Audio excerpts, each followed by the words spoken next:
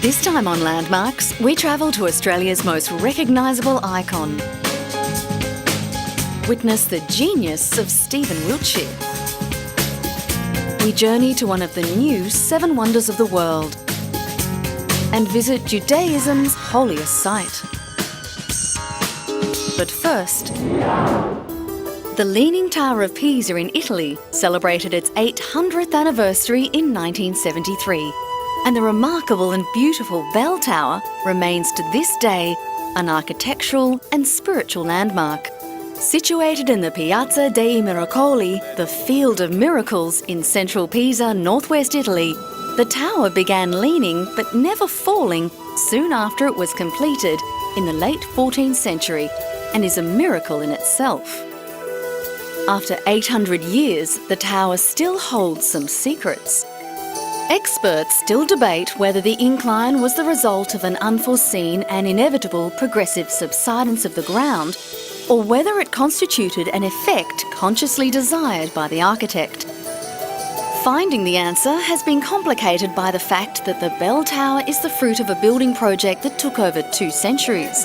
Rather than belonging to one individual, it was a cross-generational team effort that completed the tower. However, to this day, there are no entirely reliable clues to help answer questions related to the phases and methods of the tower's construction, or even to the identity of its first architect. To celebrate its entry into the 21st century, the Leaning Tower underwent a 12-year restoration from 1990. The first group to climb the tower since its restoration took just over 5 minutes to reach the top.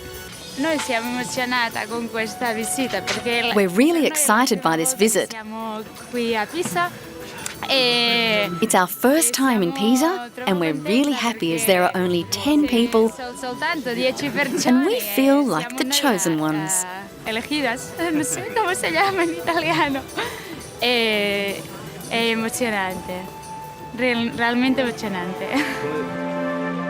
The stabilisation of the tower presented the ultimate civil challenge, and for the man who headed the entire project, Michel Jamielkowski, a true miracle.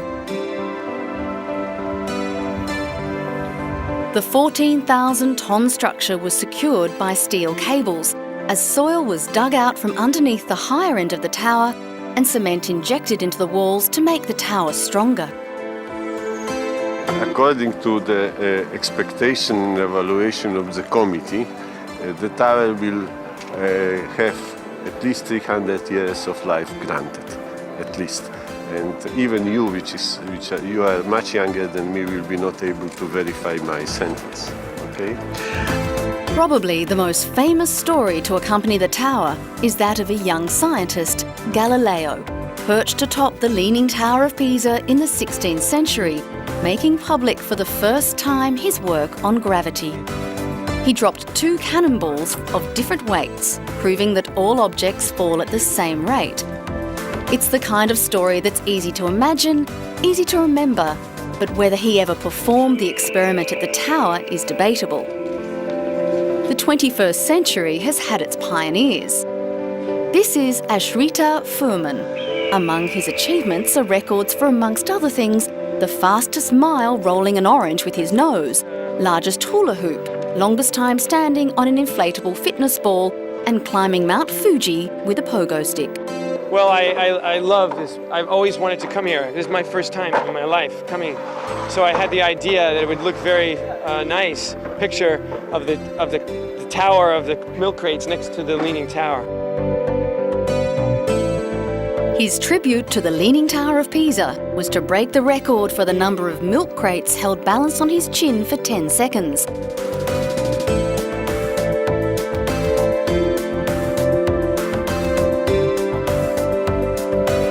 He failed. You know, I'm a little disappointed, but I tried my best. I mean, I feel like it just wasn't the day for it to happen, but I couldn't have done any better, so I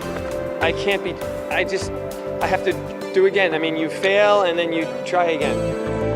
Thanks to the major restoration, the Leaning Tower of Pisa should stand for centuries to come.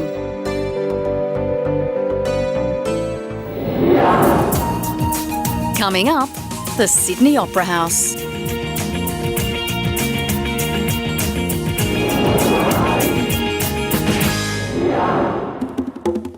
The Australian flag flies high above the country's two most recognisable icons, the Sydney Harbour Bridge and its distinctive neighbour, the Sydney Opera House. In 2007, the futuristic, centrally designed Opera House was given UNESCO's top honour, World Heritage status. The Sydney Opera House is an expressionist modern design. Each of its distinctive large shells is made from precast concrete and each taken from a hemisphere of the same radius, forming the roofs of the structure.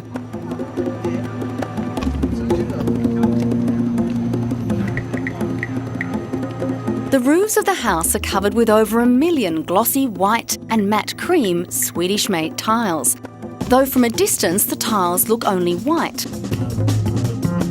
Despite their self-cleaning nature, they are still subject to periodic maintenance and replacement.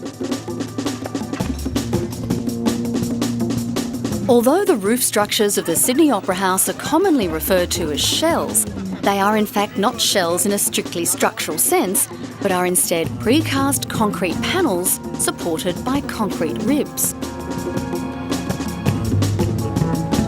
The Opera House's construction required imagination and innovative architectural design.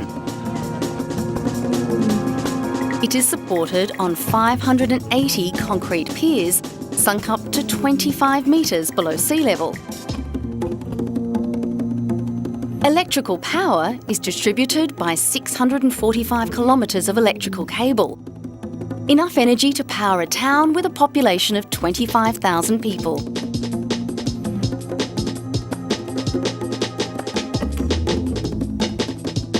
Sydney Harbour is one of the most scenic in the world. Below its iconic neighbour, the Sydney Harbour Bridge, is Luna Park, one of the world's best located fun parks.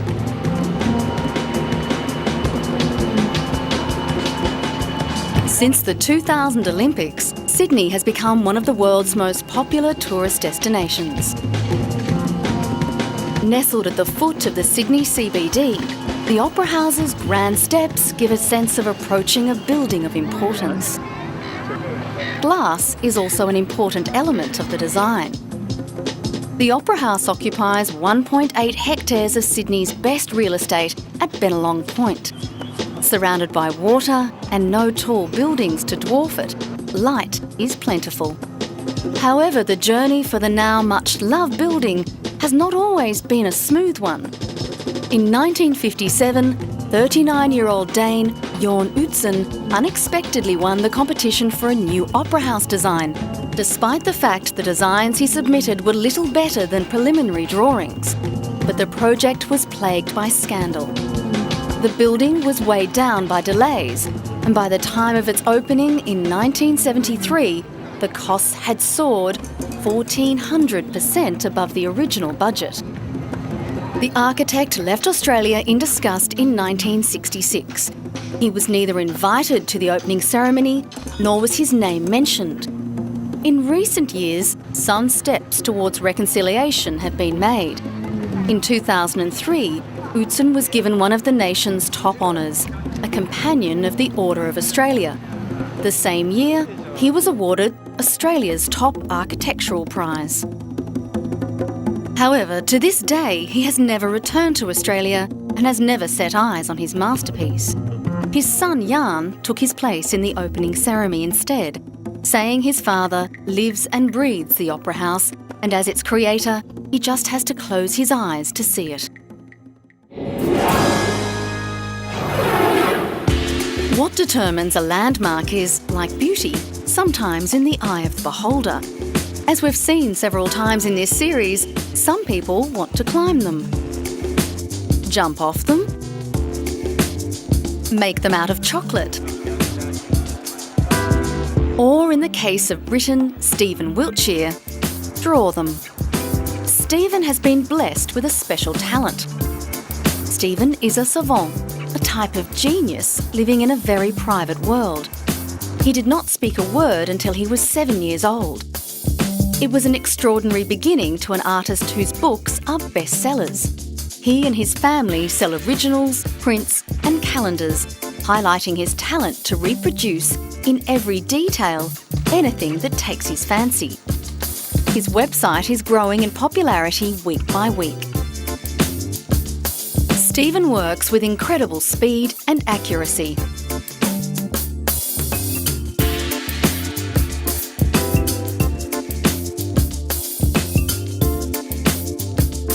This view from on top of the Rockefeller Tower is completely accurate. But most popular are his works of his hometown London. This is the environment he knows and loves the best. His last public exhibition attracted more than 40,000 visitors, and an original print for sale on his website might cost from £400 to £1,500.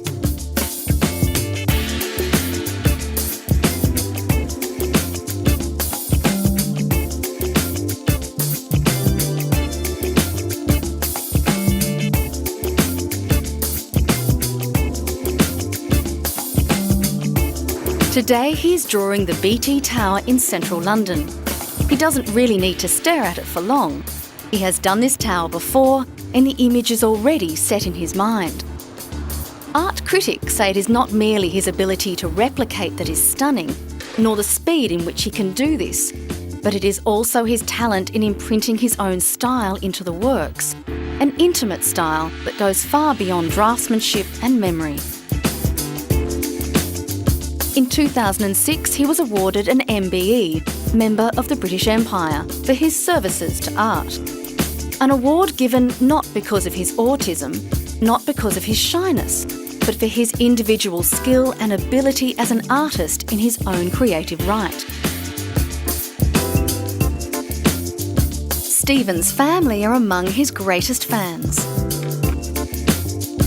The work, it's very intricate.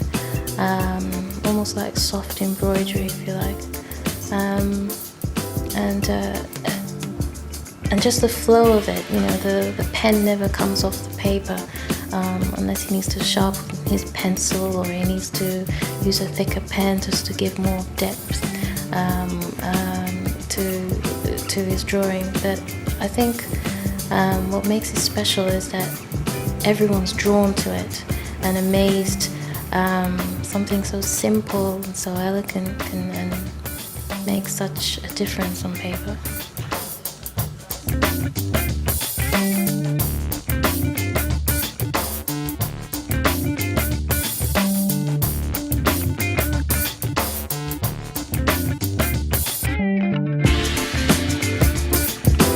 Stephen says he has the ability to remember what he sees in intricate detail. So I remember those things very well. It's just I saw it from straight from the head. I don't know. Sometimes I don't know very very well. And, you know, I can see it in my eyes. Using my eyes and using my head. And the good news, according to Annette, is that his best is yet to come. The older he's become, the more intricate. In detail. You show Stephen something once and he gets it within 2-3 goes and that's it, he's perfected it. It's the same like with his music and his piano playing. You may not understand the concept of it, but you know, you show him once and he can repeat it over and over again. Coming up, the ancient city of Petra.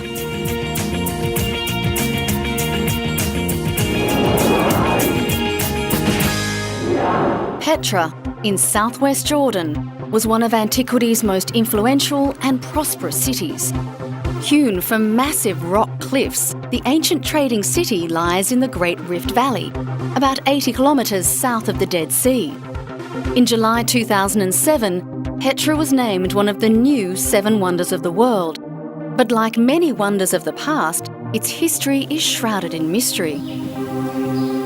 No one is sure of its age, because of the lack of written records. But what is certain is the Nabateans were technologically sophisticated. They built dams, cisterns and water conduits and grew Petra into a major international trade route. It linked India and southern Arabia with the markets of Syria, Egypt, Greece and Rome. In recent years, Jordan has suffered because of the persistent Middle East conflict. The average wage for a guide just 3 years ago was some $70 a day, a huge fortune locally. These days, they are lucky to earn anything at all. Hosni, a local horse handler, wonders if, like the original inhabitants of Petra, the locals will disappear.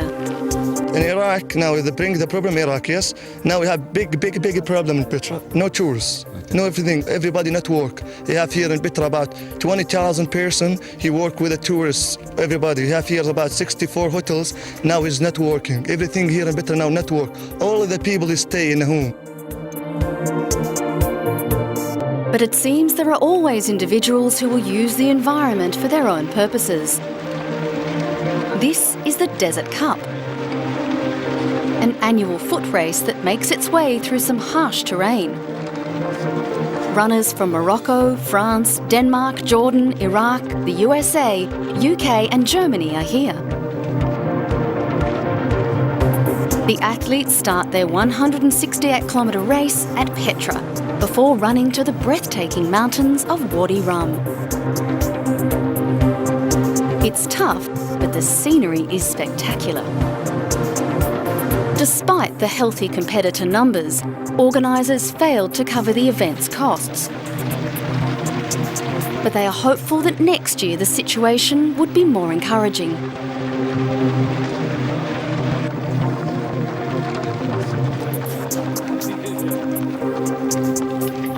The difference between the Desert Cup and other marathons is mainly the distance, because here we have 168 kilometers, and among them 104 are done in the sand.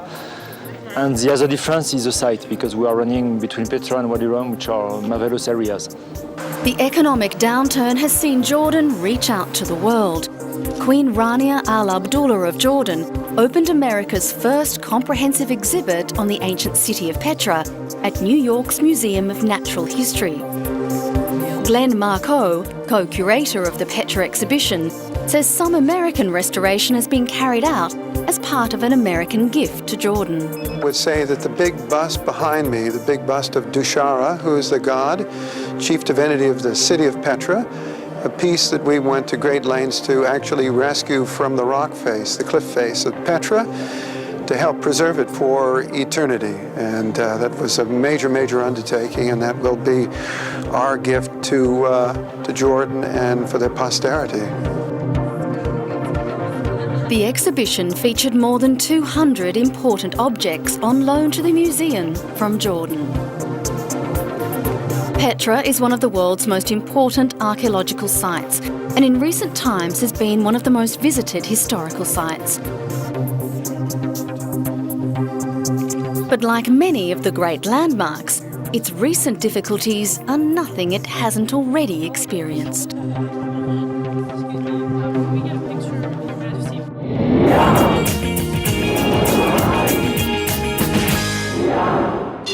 This is a landmark story of a different kind. It's about the maker of landmarks, God. There's no doubt when you want something done, take it to the top. And apparently that's what many people have done for generations. Hundreds of thousands of letters addressed to God, Jesus, Jesus care of Jerusalem, Israel, or to God, Jerusalem, Israel, arrive at Israel's main postal office in Jerusalem. They arrive each year from all around the world, written by people seeking divine intervention.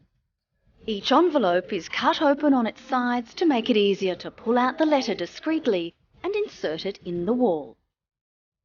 We are exposing today a unique service of the Israel Postal Authority, which deliver hundreds, sometimes thousands of letters that people have written to God or to Jesus, but address them to the Wailing Wall in Jerusalem.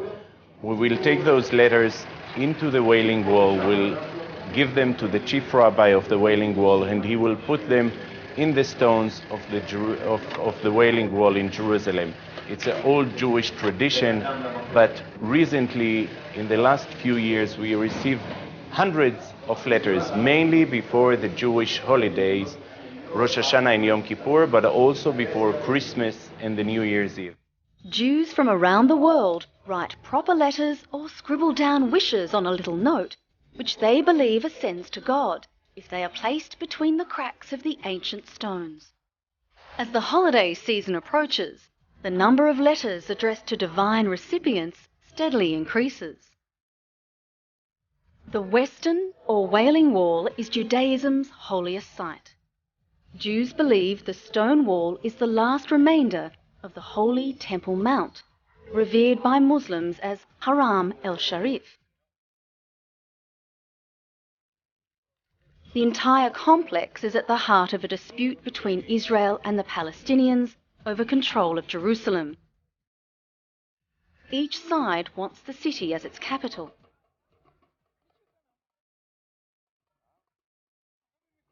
Recently, a damp patch about 40 centimetres long and 10 centimetres wide appeared on the stone face of the wall. When the spot did not dry, curious worshippers visited the outdoor plaza at the foot of the wall.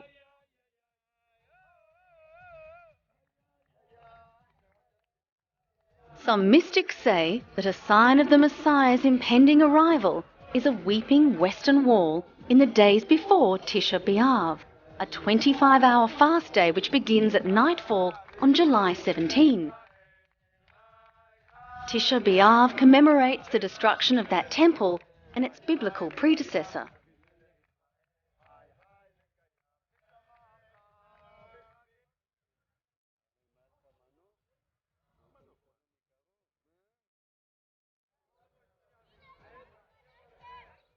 An archaeologist for the Israel Antiquities Authority said the wet patch on the western wall could be a leak, but the authority has yet to discuss the patch with Islamic authorities who administer a mosque complex on a broad plaza supported by the wall holy to Judaism.